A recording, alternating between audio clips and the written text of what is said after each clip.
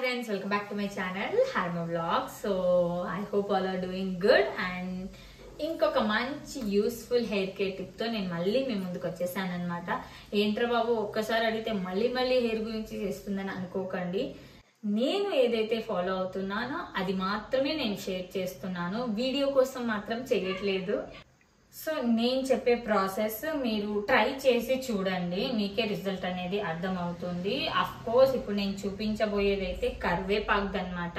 Almost కరివేపాకు గురించి అందరికీ తెలుసు, ఐస్ కి బాగుంటుంది, హెయిర్ కి బాగుంటుంది అని చెప్పేసి మనం ఆయిల్ బాయిల్ చేసి కూడా కరివేపాకులో బాయిల్ చేసి కూడా అప్లై చేస్తాం అన్నమాట ఆయిల్.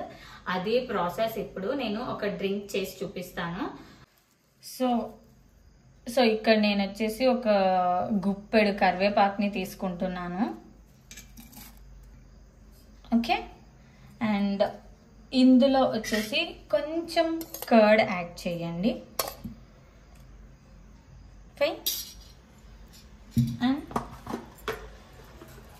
కొంచెం జీరా. సో ఇప్పుడు ఇది మనం కొంచెం వాటర్ పోసి కన్సిస్టెన్సీలో గ్రైండ్ చేసేసుకుందాం.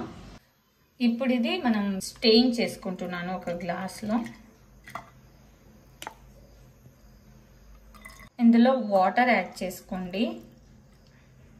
చూడండి, ఇది నా సీక్రెట్ జ్యూస్. సో ఇది నార్మల్గా ఇలా కూడా తాగేయచ్చు, బట్ కరివేపాకు ఉంటుంది కాబట్టి కొంచెం వెగటు అనేది ఉంది.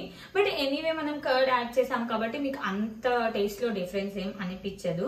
సో దీనికోసం మనం కొంచెం సాల్ట్ అనేది యాడ్ చేసేద్దాం. సాల్ట్ యాడ్ చేసుకుంటే టేస్ట్ బాగానే ఉంటుంది, అలానే షుగర్ యాడ్ చేయొద్దు టేస్ట్ కోసం అని చెప్పేసి.